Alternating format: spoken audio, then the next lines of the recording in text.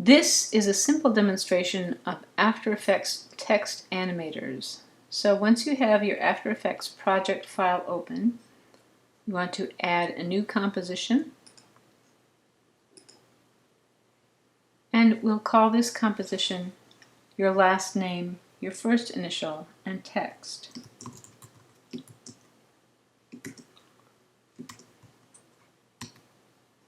Make sure that it is the HDV HDTV 720 29.97 preset. So it's 1280 pixels wide, 720 pixels high, frame rate 29.97, and we want this to be 5 seconds long. So duration 00000500. OK. And now you want to select the workspace of text because we're going to be using text. So we want to have all of the important palettes open. Now I'm going to Command S to save what I've done so far. I'm going to make sure to select the timeline and then select the horizontal type tool and double click, and you'll have an insertion point right in the center of your composition window. And I'm going to type the words Text Animators. I'm going to select this type by double clicking the name of the layer, and that will select it as type. I'm going to go to the paragraph palette and I'm going to center it. And now I'm going to come down to the timeline. I'm going to click once to deselect, and then I'm going to click once to select it as a layer. Now at this point you can still make some changes, and I'm going to change the type size to 90 pixels so it's larger so I can see what's happening. This is Helvetica Regular, and it's white fill, no stroke, 90 pixels. And make sure that the paragraph is centered. Command S to save. Now with this layer selected, I'm going to twirl down the triangle next to the layer so I can see the word text and animate. Now this is the list of properties that you can add as an animator to a text layer. Let's go ahead and select the property of position. Now once you have selected the property of position, come down to your Range Selector. So you've got Text, Animator 1, Range Selector. And here you see the position, and under Range Selector you've got Start, End, and Offset. The position is 0, 0, 0, 0 because that is the position relative to the position where it was when you added the animator.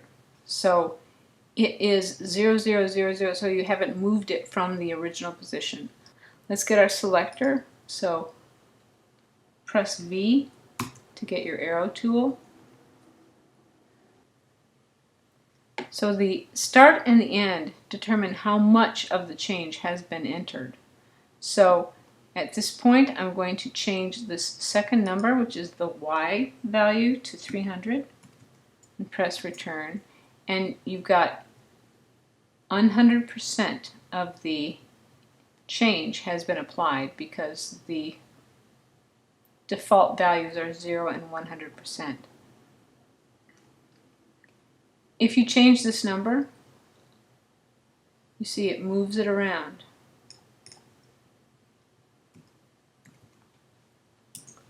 If you change the start number, each letter moves into place one at a time. When you drag the value for start slowly up to 100% and the text moves to the starting position, this is because the default is to move by one character at a time, and as you have a percentage of the move selected, it gets to that character and moves that character.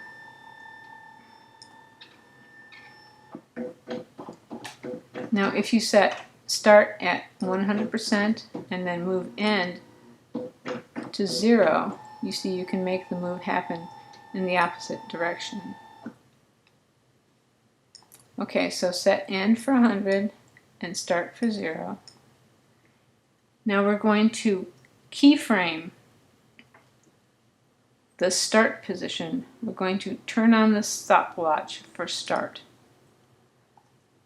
So that's our first keyframe.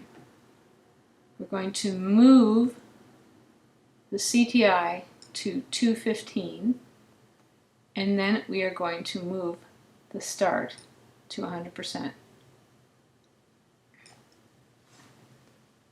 Now I'm going to preview that by pressing spacebar.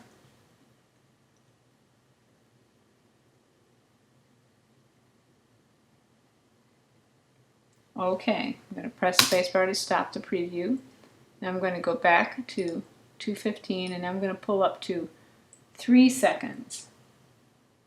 And now I'm going to come over to this dot here between these two triangles. This is how you can add or subtract keyframes. Add or remove keyframe at current time. I'm going to add a keyframe here. It has the same setting as the previous keyframe.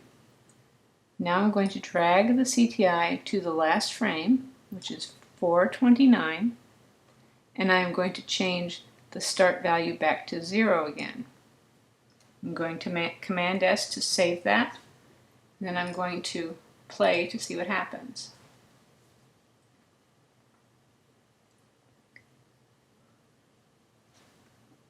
Okay, now you can use the keyframes from this animator and you can add properties to this animator. So let's add some properties to our animator. Let's start by adding a property of scale. Now down here in the scale, if I select scale here and I type in 25%, you see that all the letters got very small. Now I'm going to add another property. I'm going to add a property of skew. Now skew has two settings. You have skew and skew axis. Let's only change the skew. So I'm going to change the skew value to 20.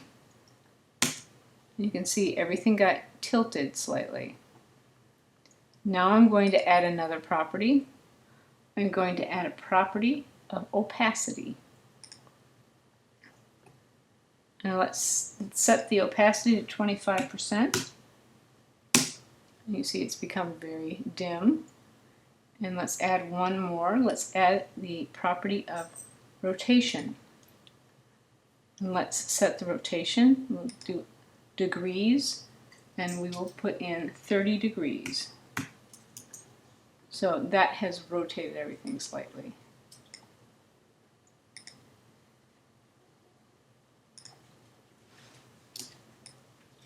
So you can see everything's rotated.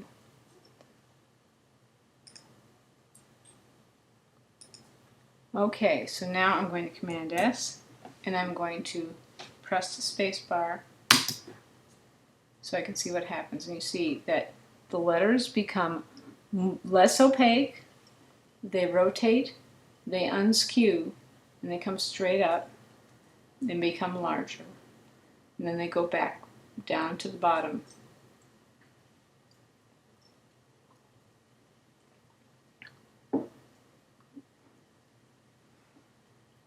Okay, stop that.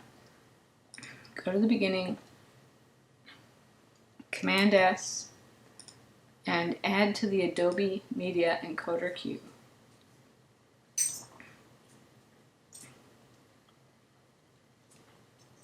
So you see all of the keyframes that you entered at first, those were the only keyframes you need. You could put all kinds of different properties on the same keyframes.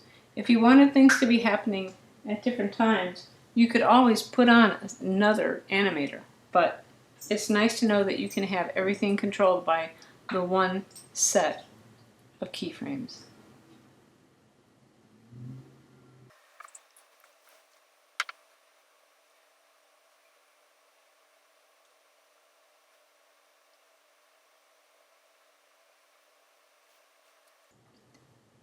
Check to make sure that your preset codec or compression settings is HD 720p 29.97. If it isn't, you want to come over and find it underneath the H.264 and then click on it and drag it up and drop it on that column.